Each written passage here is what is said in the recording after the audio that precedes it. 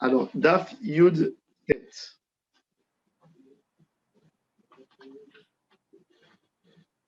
C'est au milieu.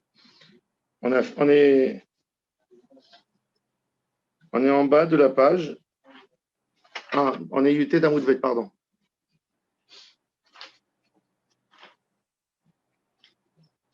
Yutet Amoudbet.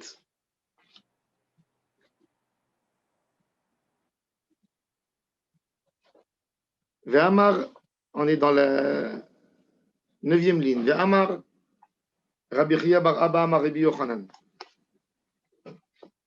Il faut récupérer les deux marottes qu'il y a là-bas. Ouais.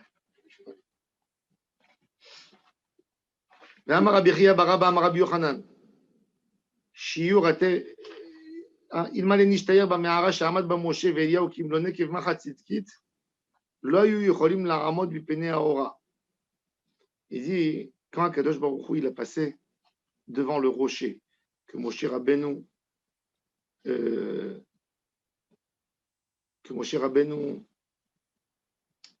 était là-bas, c'est caché quand Akadosh Baruch Hu est passé. Et il y a un avis aussi, il a vu l'apparence divine qui apparaît quand il était dans la grotte, lui aussi. Il dit, elle était couverte et fermée la grotte ou le rocher complètement, car s'il y avait même un trou d'aiguille qu'on coud avec les sacs, la lumière, elle aurait ébloui et elle aurait tué Moshe et Eliyahu Hanavi. לעמוד מפני האורה, שנאמר כי לא יראני האדם וחי. ואמר רבי חייא בר אבא, אמר רבי יוחנן, מה דכתיב? ועליהם ככל הדברים אשר דיבר אדוני עמכם בהר, מלמד שהראהו הקדוש ברוך הוא למשה דקדוקי תורה ודקדוקי סופרים, ומה שהסופרים עתידים לחדש. ומה הניהו מקרא מגילה. Il a même enseigné, il a dit que Kadosh Baruch Hu, il a dit à Moshe Rabbeinu toutes les halachot qui vont se rajouter dans la Torah. C'est-à-dire, Moshe Rabbeinu, Hachem, il lui a montré qu'il allait avoir Hanouka, par exemple. Ça veut dire, Moshe Rabbeinu, il savait les halachot de Hanouka, même que c'est l'histoire de Hanouka, c'est pas encore passé. Hachem lui a dit, il va y avoir un événement, tu entends Charles? Hachem, il a dit à Moshe Rabbeinu, il va y avoir un événement qui s'appelle Hanouka, il va y avoir les halachot de Mishloach Manot, il va y avoir des halachot de Tisha B'Av. Et même si ça veut dire que c'est des choses qui ont dépendu des événements qui se sont passés avec le Ham Israël. Même ça, il lui a appris, il lui a donné au mont Sinaï. Voilà,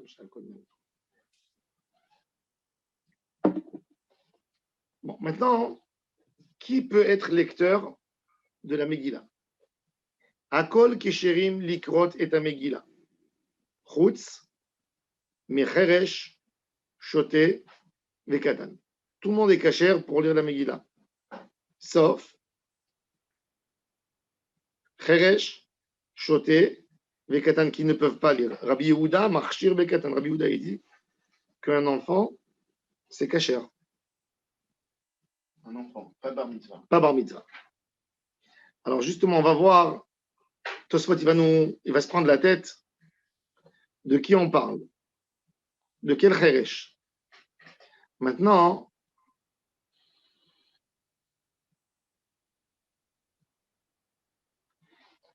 toujours le Cheresh de la Mishnah, toujours, le Cheresh qu'on parle dans la Gemara, Cheresh Shotev et Katan, Cheresh c'était à l'époque un sourd muet. Un sourd, il n'a jamais entendu, donc il ne sait pas parler. Il n'a jamais entendu. Il n'a jamais entendu, donc un enfant qui est né sourd de naissance, il est forcément muet. Il ne peut pas y avoir un sourd qui sait parler s'il est né sourd. À l'époque, il n'y avait pas de moyen de communication avec ces gens, il n'y avait pas d'école, il n'y avait pas. Aujourd'hui, ils lisent, le WhatsApp, ça leur a changé la vie. Les téléphones portables, ils peuvent s'exprimer, ils écrivent ce qu'ils veulent. C'est magnifique. Aujourd'hui, ils en fait même en Amérique latine, ça a été inventé dans l'Amérique du Sud. Il y a des chercheurs, ils avaient beaucoup de sourds là-bas, Toda. Ils leur ont fait, ils enlèvent la peau dans la tête, à côté de l'oreille, ils installent un capteur sur le système nerveux. Ils mettent une pile, une batterie, avec une machine dehors, comme ça, et ça vibre. Ça fait des vibrations des mots. 2 ans, comme du morse, 2 ans, ils apprennent ça dans leur langue. Et après, même si le sourd, il est dans n'importe quelle chambre et tu l'appelles, ça vibre chez lui et il entend. En fait, il comprend, ça vibre, c'est une langue. Et il vient, il peut discuter avec toi et dialoguer. Normalement, il reste dans une salle. Lui, il entend par la vibration. Il sait exactement ce que tu as dit. Ça va à une vitesse très rapide. C'est spontané. La discussion est spontanée. Donc, il n'y a plus de sourds. De ce point de vue, il n'y a plus de sourds. Et déjà, le fils du Khatam Sofer, le Katav Sofer, il a dit, je n'arrive pas à comprendre cette halakha qu'un sourd muet ne peut pas y accéder et être accepté dans les mitzvot. Il dit, aujourd'hui, il est comme les autres. Mais bon, il reste en Tsaïr Rioun, il close l'histoire, il n'a pas tranché là-dessus. Mais nous, parce que à l'époque, un moyen de communiquer, c'est d'écouter, de parler. Quand tu ne communiques pas avec les gens, tu es hors de la société. Alors ça, c'est normalement, toujours quand on vous dit, dans le langage de la Mishnah, rappelez-vous, toujours, quand c'est écrit Chutz mi Cheresh, Cheresh du Talmud, c'est un homme qui n'entend pas et qui ne parle pas. C'est-à-dire, il est né, donc il ne sait pas parler. Non, parce que s'il le devient, qu'il avait déjà appris à parler, ça c'est bon. Ça, c'est bon. Mais là, ici, sauf ce cas ici chez nous, dans la Megillah, ici chez nous, même un sourd qui n'a pas été sourd depuis sa naissance, qui est devenu sourd plus tard et qui sait parler, puisqu'on te dit, c'est-à-dire il peut lire la Megillah, il sait la lire, ça veut dire il est capable de parler. Donc ici, même celui-là, il n'est pas sourd. Pourquoi? Parce qu'il n'entend pas dans ses oreilles. Et la règle de la Megillah, il faut qu'il entende. La lecture de la Torah, il peut lire. Voilà. C'est la différence. Nous, on avait à la yeshiva un bachour qui était sourd, mais qui n'était pas muet. Il lisait à la Torah des fois. C'était un peu... Mais il voulait lire, ça lui faisait son kiff. On le laissait à la yeshiva, il montait, il faisait. Et tout le monde l'applaudissait, il était hyper heureux quand... Et on le laissait. Et pourquoi? Parce que dans la lecture de la Torah, il n'est pas obligé, lui, d'entendre ce qu'il dit. Le Stapler, par exemple, il était sourd, le papa du Rav Kanievski. Ouais. Mais quoi, toute sa vie? Toute sa vie. Il fallait lui hurler à côté de l'oreille pour qu'il entende. Quand on l'a pris par force à l'armée russe. Il était en Sibérie. Et un Shabbat, il arrive dans l'endroit où il doit garder. Et celui qui était avant lui, le soldat qui était avant lui, ils avaient un manteau spécial en fourrure. Il a accroché sur l'arbre. Et lui, il ne voulait pas le faire descendre de l'arbre Shabbat. Et il a dit, ok, c'est dangereux, mais je vais attendre 5 minutes, je peux résister. 5 minutes, il a attendu. Il a dit, bon, j'ai passé 5 minutes, je peux passer encore 5 minutes. Et il se chauffait comme ça le corps. Sauf qu'il n'a pas touché ses oreilles. Et les oreilles ont congelé. Et ça lui a touché le tympan. Et il entendait très, très, très mal. Il fallait lui écrire et lui parler d'une distance de 20 cm pour qu'il entende. Ça, c'est une histoire qu'on m'a racontée, c'est comme un conte de fées. Non, mais c'est une histoire. Regardez comment il a battu Yetzirah, mais non. Mais c'est pas alariquement, non. Voilà, justement, bon. Maintenant on en parle. Là, maintenant, je l'ai en version adulte. Parce que cette information, il ne nous la donne pas. Là, maintenant, il s'est mis en danger. Moi, quand j'ai raconté cette histoire à mes enfants, j'ai dit, alariquement, la halakha n'est pas comme ça. Il ne faut pas le faire. Mais, rien que regarder la pensée d'un juif. J'ai dit, j'apprends pas de lui, parce que dans ce cas extrême, il a perdu finalement, il aurait pu perdre sa vie. Mais regardez comment un juif raisonne. Ça veut dire, ne fais pas les choses, ça y est, c'est moutard. Ça veut dire que tu te retrouves dans des endroits où il n'y a pas de nourriture cachère. Par exemple, un juif, il arrive dans un endroit, il est dans un moment de guerre, il n'y a rien de cachère. Il n'y a rien. Il doit manger taref, malheureusement. Mange-le avec des larmes, pas avec une joie. Tu as compris? Mange-le que par défaut. C'est ça ce que moi j'apprends de cette histoire. Mais, encore une fois, alors lui, il était Cheresh, il était Eno Shomer, mais il était Medaber. Et bon, d'après là, alors, celui-là, s'il n'entend pas ce qu'il dit, ben même lui, comment on sait qu'ils n'entendent pas beaucoup de fois? Comment tu reconnais un homme qui n'entend pas? Qui lève la voix pas pour enseigner. C'est-à-dire, il parle comme il ne s'entend pas. Il parle fort. Alors, il ne sait pas. Comme les Qui gens lève la qui- voix, qui lève pas la voix. Tout d'un coup, tu peux l'entendre parler, il te dit bonjour, je suis parti. Comme ça, sans. C'est-à-dire que cet homme n'entend pas. Il a des problèmes graves. Il n'entend pas. Ah non, mais il ne crie pas, il n'est pas censé crier. Ouais. Je vais voir tous les oreilles de mes gosses. Je peux avoir du chocolat. C'est incroyable pourquoi. Elle est impressionnante la fin de l'histoire. Ouais. Je l'ai raconté 10 fois à mes enfants et comme pas l'exemple du comment balayer les terrains, mais waouh, ça a changé tout un peu. Alors, dans notre Mishnah, il nous dit Tosfot, il s'agit ici d'un Cheresh qui est Shoméa. C'est un Cheresh Shoméa et malgré tout, il ne peut pas dire la Megillah. Malgré tout, il ne peut pas dire la Donc, il y a Megillah. un Kheresh qui est chômeur, il ne peut pas dire. Non, parce qu'il n'est pas Shoméa. Parce qu'il dit Ashakichan Mitzad Vano, Al Mikra Megillah. Il dit c'est lui, il n'est pas Shoméa. Il ne peut pas. Là, c'est une obligation à valable. C'est ce qu'il dit Tosfot en tous les cas. On va voir.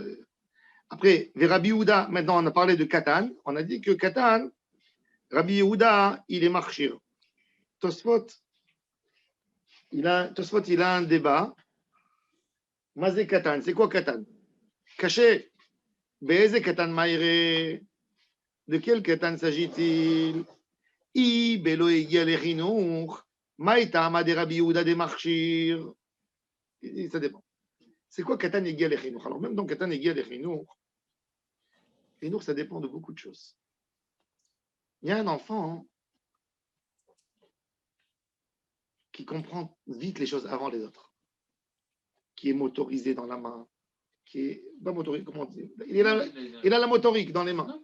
Il est motorisé. Motricité. Motricité. Il a une motricité parfaite. Il a une compréhension fine. Cet enfant, à 5 ans, il a l'obligation. Vous savez, il y a un enfant, par exemple, à propos de Ilchot Souka, la Gemara a dit, depuis quand un enfant, il doit dormir dans la souka? Du moment où il ne dort pas avec ses parents la nuit dans le lit. Ça y est, il est indépendant. Donc, il peut aller dormir. Non, il y a 2 ans. Moi, j'avais des enfants. À 6 ans, ils venaient dormir dans mon lit. 7 ans, le matin, je me levais, je voyais mon fils dans mon lit. Non, alors, il n'y a rien à faire.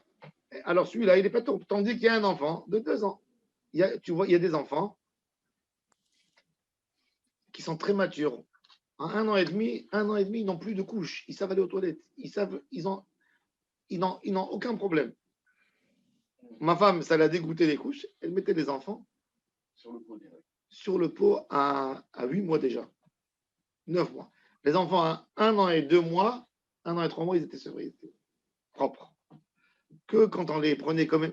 Au GAN, quand on les amenait, la Ganette, elle n'arrivait pas à croire. Elle nous forçait à lui mettre. On lui dit, tu vas nous casser les habitudes parce qu'il va reprendre. L'enfant, il savait. L'enfant, il savait. Alors, encore une fois, chaque enfant, il n'y a pas un âge. C'est pour ça qu'on nous dit Katan, chez Egia et Chinour, il n'y a pas d'âge. Par exemple, tu veux que ton fils il participe au Zimoun. D'après la halakha, un enfant, il a le droit de participer au Zimoun. Quand il y a deux bar mitzvah, il y a un qui est moins de bar mitzvah, il répond au Zimoun. Depuis quel âge? Il n'y a pas d'âge. Non, il n'y a pas d'âge. Depuis le moment où l'enfant il comprend qu'il faut bénir Hachem parce qu'il nous a donné à manger, il peut répondre. Zimoun, il est mitzaref. On peut prendre jusqu'à 3 enfants pour 7 adultes et on fait Elohenu. On peut prendre un enfant pour 2 adultes pour faire Nevarech Shachanu Michelo. Depuis l'âge où il comprend, alors c'est différent. Maintenant, c'est quoi Chinour dans les tefilines? C'est l'âge, les gens ils ne savent pas. C'est pas très dans l'âge de la bar mitzvah, d'après Shulchan Aruch, pour les tefilines. C'est quoi? Du moment où un enfant, excusez-moi sauf votre respect, il sait s'essuyer, il sait nettoyer complètement, faire se nettoyer, le papier il sort propre, c'est l'âge où l'enfant, il sait garder son corps pur, où il sait qu'il ne faut pas faire des gaz pendant la vie. Cet âge, il est obligé de mettre les tefilines depuis 9 ans. Ah, il est obligé. Oui, il est obligé. Son père, il est obligé de lui mettre les tefilines. Moi, j'ai mis mes tefilines 11 ans. J'ai mis mes tefilines. 2 ans avant la bar mitzvah, j'ai commencé. Le problème, c'est pas ça. Les gens, ils ne savent pas. Mais c'est comme ça, là, à Lara. 13 ans, c'est parce que c'est un.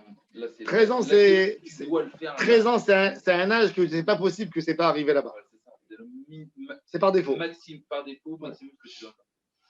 Ah, et on l'a pris comme référence. Alors il dit Tosfot, Béhémet, on ne sait pas c'est combien. Alors maintenant, quel est le paramètre de Chinour, de Katan, de Megillah?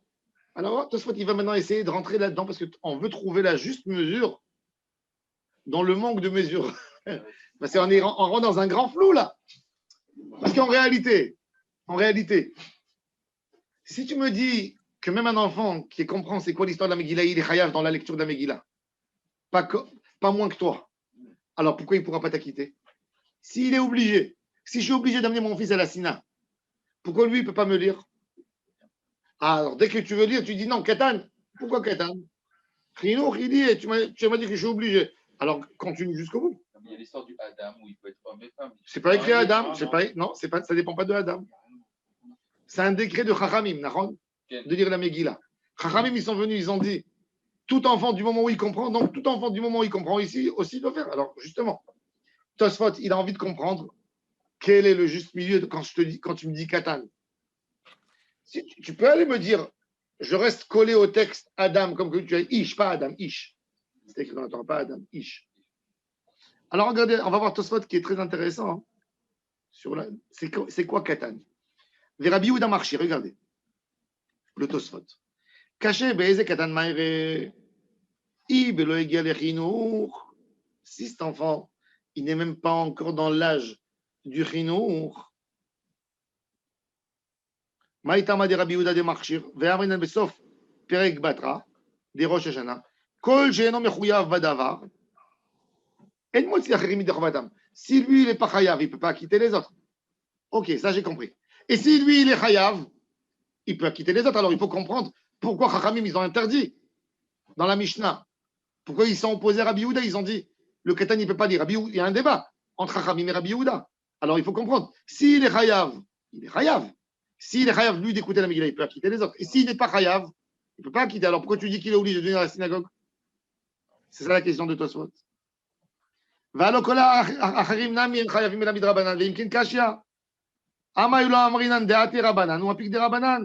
Il dit quoi? Un dérabanan, il peut acquitter un dérabanan. Si toute l'obligation est dérabanan.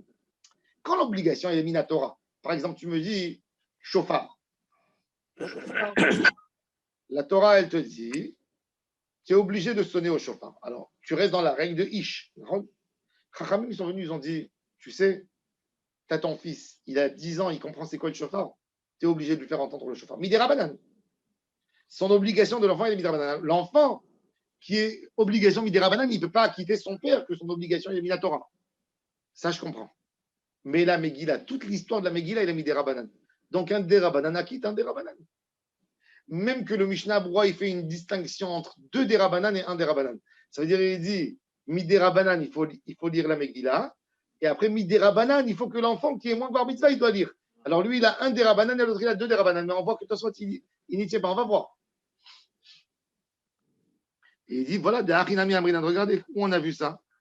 Où on a vu pareil. On a vu que c'est écrit dans ma série de Berachot, avec Mishemet, au Deben Mevarech de Aviv,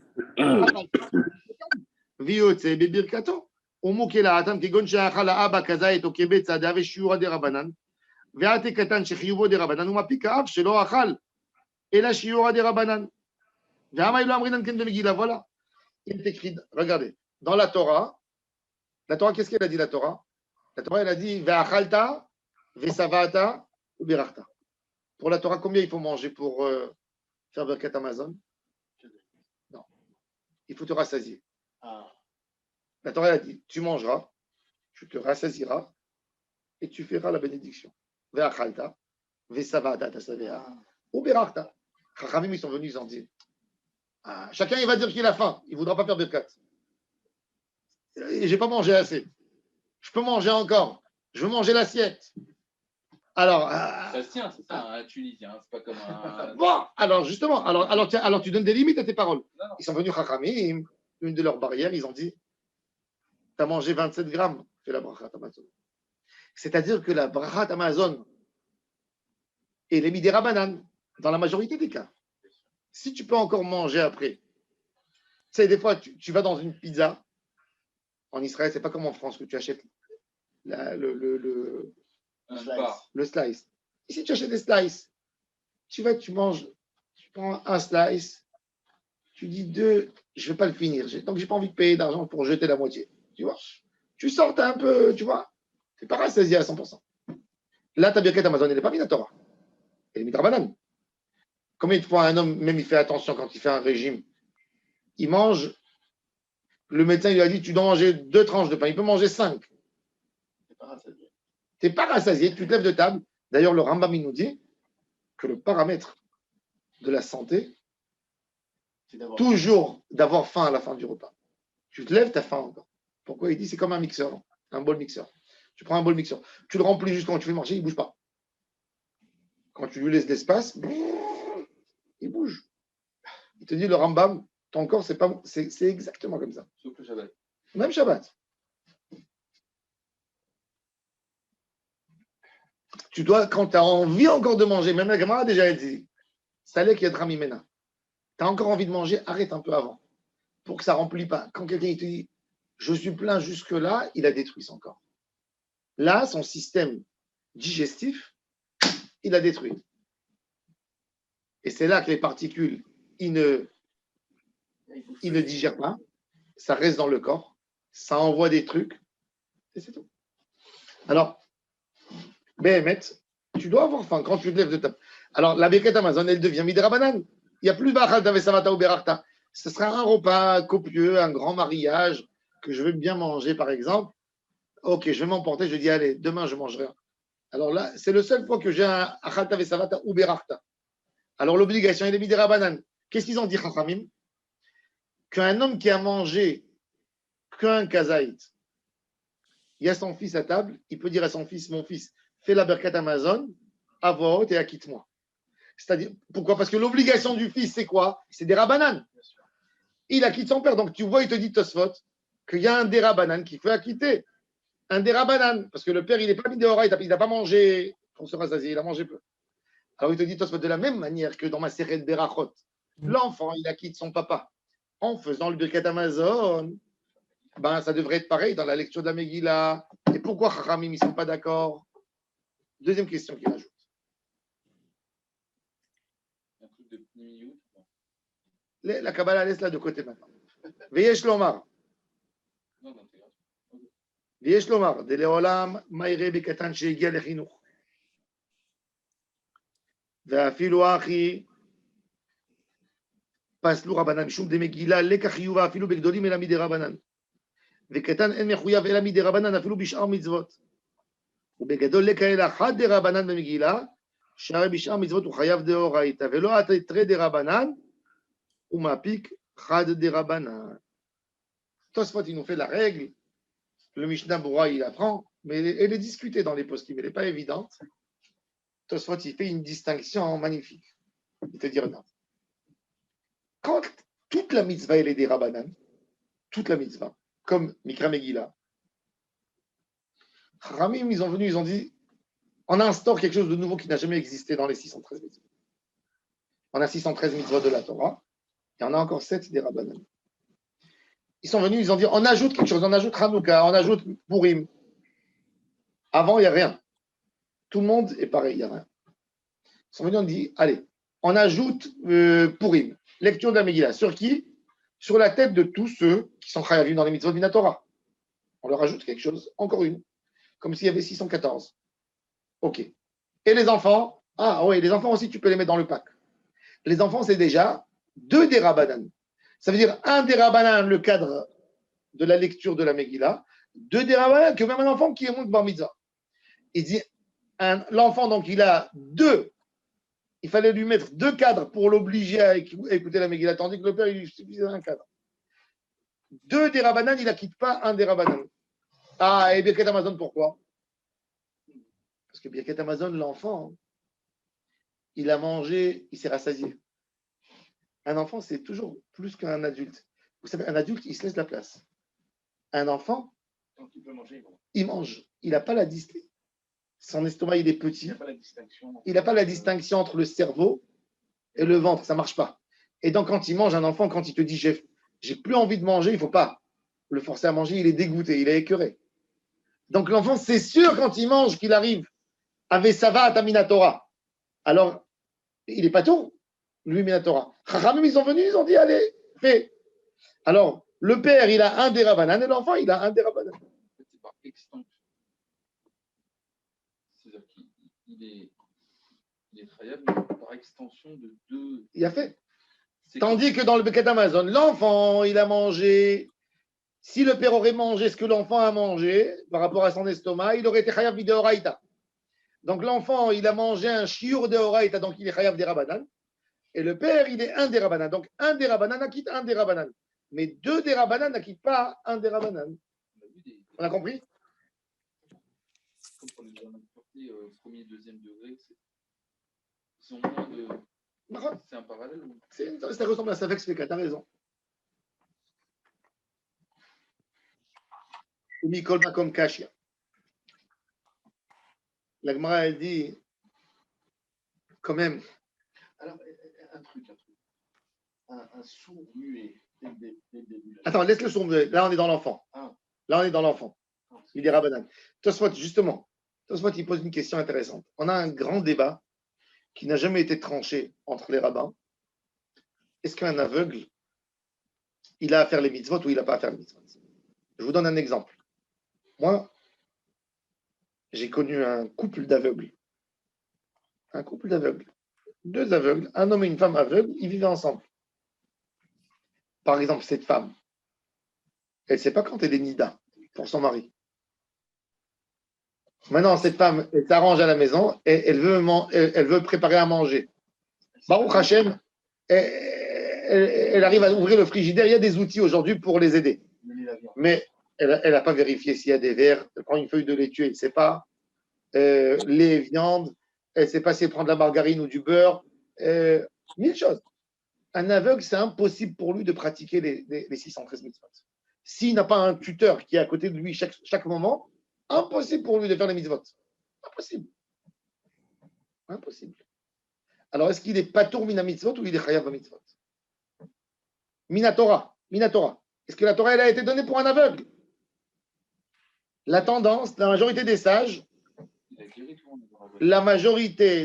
leur opinion, écoutez bien, c'est qu'un aveugle, il n'est pas tour de mitzvot minatora. Il n'est pas tour. La Torah n'a pas été donnée pour lui. Il n'est pas tour. Que midera banane. Et quoi midera banane? Quoi? Ce qu'il est conscient.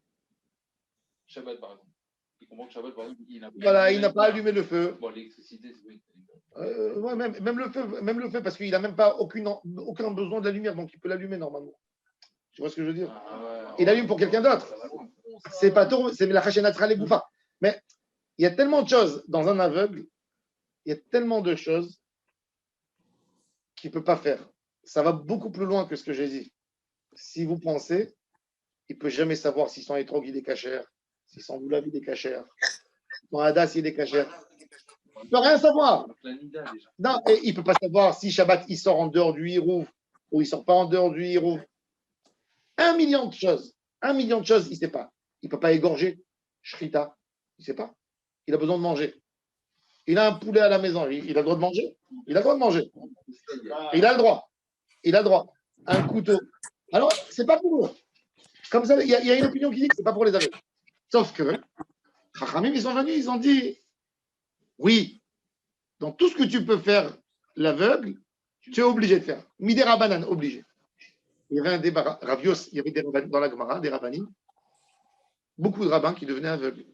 Il faut savoir qu'à l'époque de la Gemara, regardez comment il faut danser de joie quand on vit dans ces jours, nous. À l'époque du Talmud, pas quel Talmud, maintenant, il y a 100 ans, un homme qui a un cataracte, il est aveugle. Mon frère, il est parti en Éthiopie. Mon frère qui est médecin, il est parti en Éthiopie. Il me dit, tu sais, je pleurais. Il m'a dit, je marchais dans la rue avec ma femme, je pleurais. Il m'a dit, tu vois les gens, un homme de 60 ans. Il me dit, il est accompagné avec sa femme, avec des gens comme un aveugle, il marche avec le bâton. Il me dit, moi, je m'approche de lui, je regarde ses yeux, c'est le cataracte. Je dis, cet homme, il habitait à Tel Aviv, et il rentrerait à l'hôpital, et il sort, une demi-heure après, il voit. Le bonheur qu'on a quand on vit, qu'Akadosh Baruch Hu nous a donné. Mais eux, à l'époque, on avait dans la Gemara des rabbins qui ont eu le cataracte, qui était aveugle. Un cataracte très épais. Il était aveugle. Qui? Rav Shechet, Rav Yosef. Aveugle. Condamné. Yitzhak Avinu, qui ne voit pas. Il avait le cataracte. Yitzhak. Il n'est pas devenu aveugle, il avait le cataracte. Yaakov Avinu, Kavdou Mizoken. Aîné Yaakov, Israël Kavdou Mizoken. Cataracte. Il n'arrive pas à distinguer Ephraim ménager. Cataracte. Simple. Comme vous le voyez. Et il ne voyait pas. Un homme barré, c'était les yeux. Donc, il n'avait pas un homme qui avait un fort numéro de lunettes. Il n'y avait pas de lunettes. Qui avait une myopie. Mais on ne peut même pas s'imaginer. On vit dans une génération de bonheur. De bonheur. Akadosh Baruch Hu, à la fin des temps, il fait kiffer le monde. Il a ouvert les puits du savoir.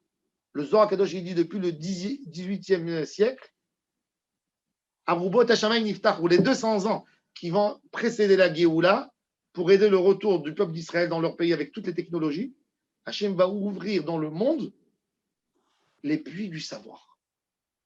On va tout savoir. Jusqu'à la fin des temps, on va tout savoir.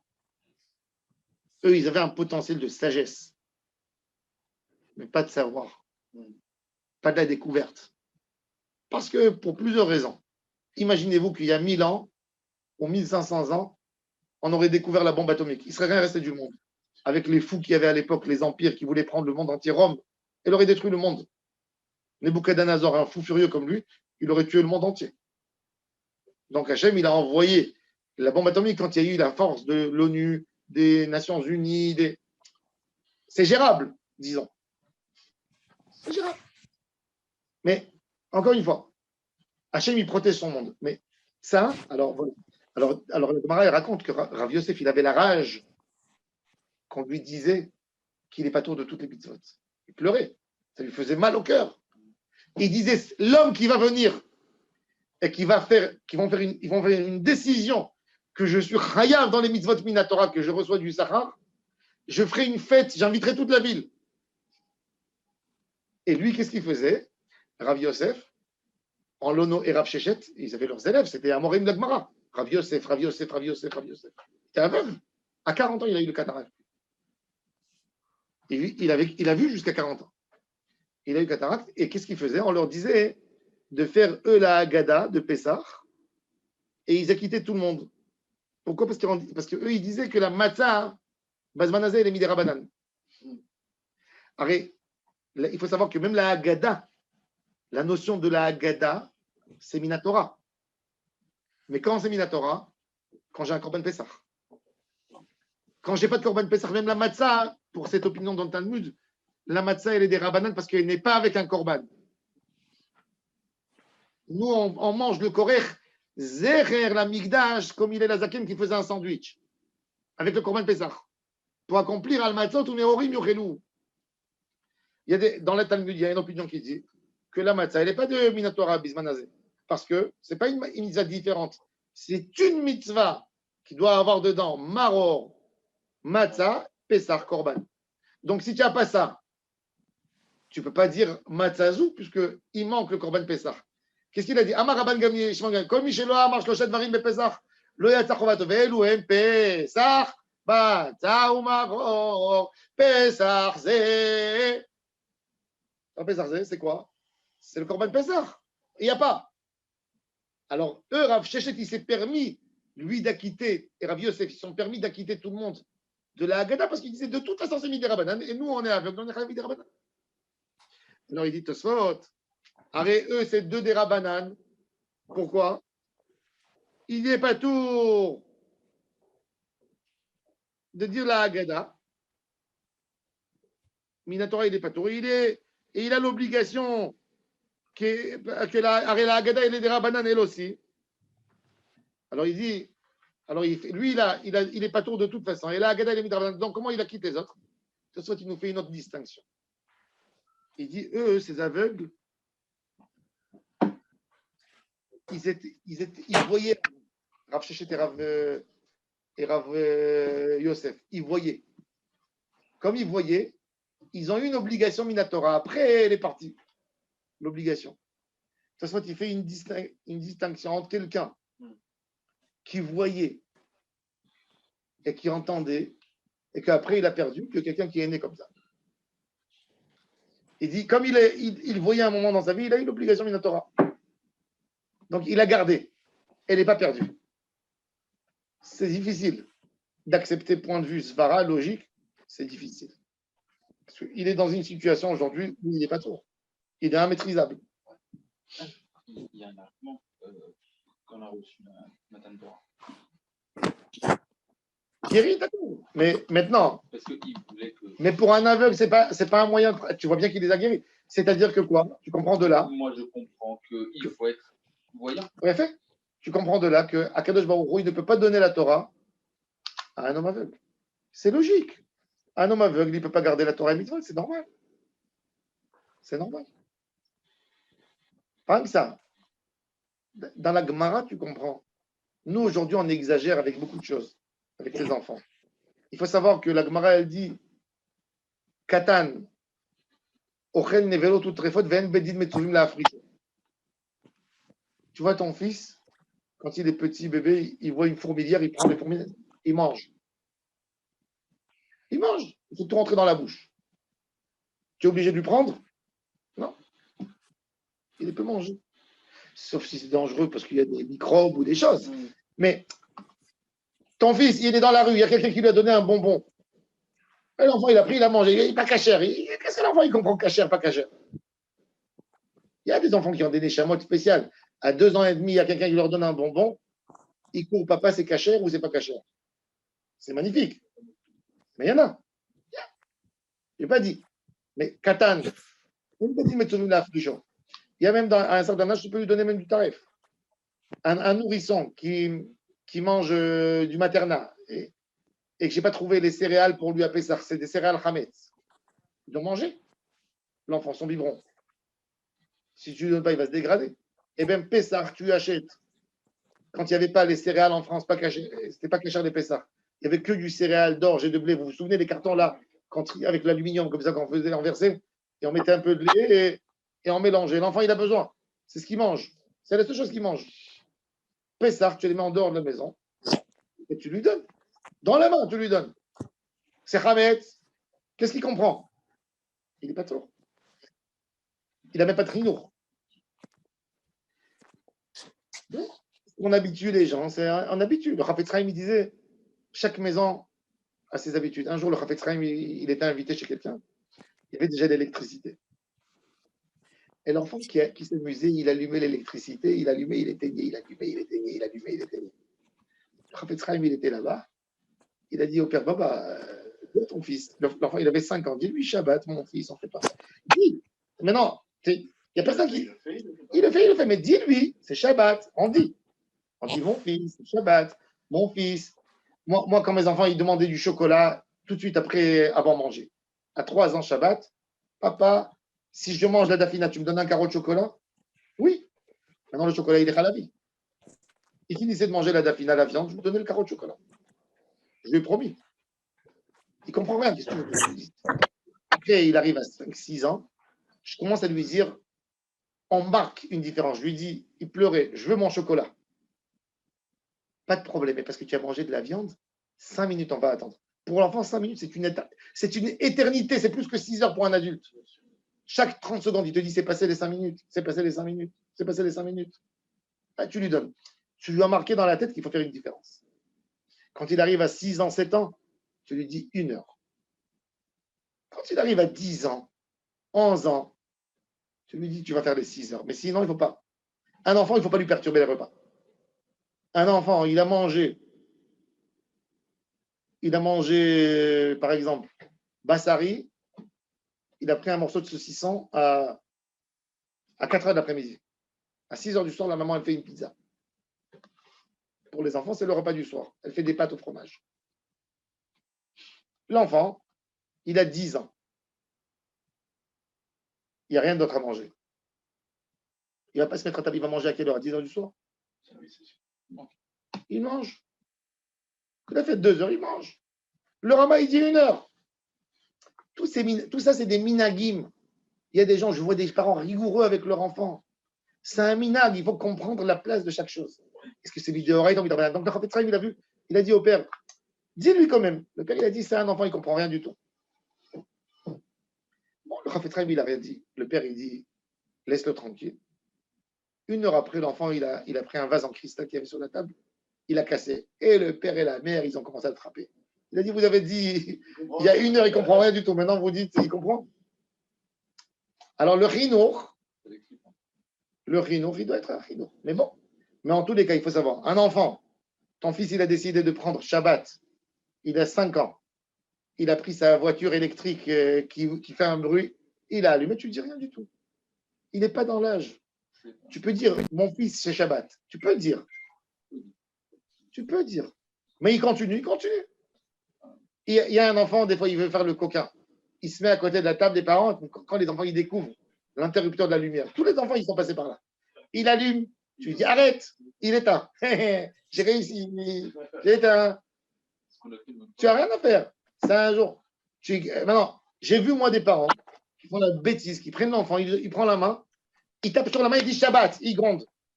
Qu'est-ce qu'il a compris, l'enfant, le pauvre? Shabbat, c'est une punition. Exact. Cet enfant, il n'aimera jamais Shabbat. Donc, tout avec Bari. La notion du Chinour, le plus important, c'est la briout du nefesh de l'enfant. Tu sais, il y a des choses, je dis même dans l'éducation tout le temps, il y a des choses, c'est même pas la peine de dire à l'enfant. C'est-à-dire, tout ce que l'enfant il va comprendre par l'âge, on ne reproche pas quand il est enfant. Par exemple, tu as un enfant, il sort après la douche, il entend qu'il y a du bruit à la porte, il n'a pas le temps de mettre son... Il sort nu dehors. Et la honte pour les parents. Tu crois que cet enfant, il va sortir comme ça à 6 ans, à 7 ans? Non. Tu n'as même pas à dire un mot là-dessus. Tout ce qui dépend de l'âge, et je dis ça, ça peut arriver même, il y a un enfant, à 15 ans, il décide de laisser long ses cheveux. Il veut être hippie. Il ne faut rien lui dire.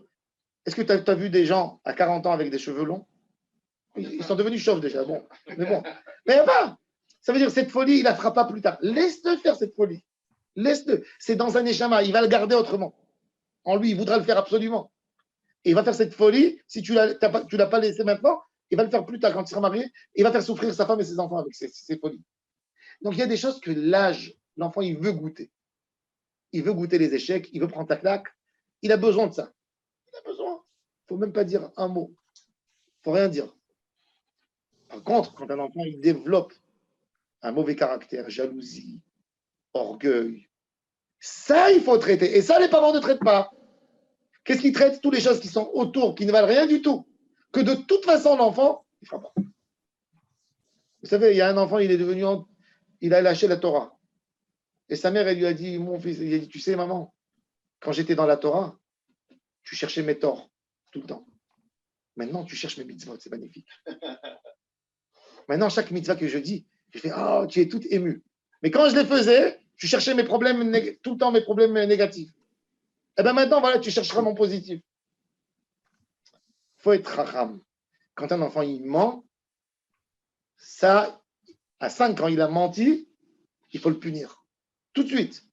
Il faut le punir. Il ne faut pas dire à un enfant à 5 ans, un enfant qui dit un gros mot à 5 ans, il faut lui mettre du piment piquant dans la bouche. Pour qu'il ne dise plus jamais. Un enfant qui a volé à 5 ans, il faut le gronder terriblement. Il faut le gronder pour qu'il ne touche pas aux choses des autres. Parce qu'un enfant qui vole un œuf, vole un bœuf. Aujourd'hui, il vole un œuf. Demain, il va voler un bœuf. Un enfant qui ment, il va mentir, il va développer le mensonge. Un enfant qui est vulgaire, il va être plus vulgaire encore. Ça, il faut éduquer.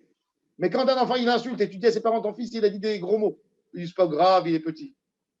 C'est là la chose terrible. Ne le punis pas quand il sort nu dehors. Ne le punis pas quand il fait des choses ridicules. Il ne les fera pas. Tu n'as rien besoin de dire. Tu n'as même pas besoin, tu n'as même pas vu. Un enfant qui n'a pas de filtre dans la bouche. Ça, il faut. Il faut le réguler. Bien sûr. Même petit, ça. Bien sûr. Non, par exemple, il voit une femme elle est un peu grosse, il dit, ah, toi, t'es grosse. Bien sûr. Ça, il faut le prendre une fessée. Comment tu as dit ça à quelqu'un? Tu ne regardes pas? Bien sûr. Mais ça, oui. Ça, parce que ça vient d'une légèreté d'esprit. Ça vient de.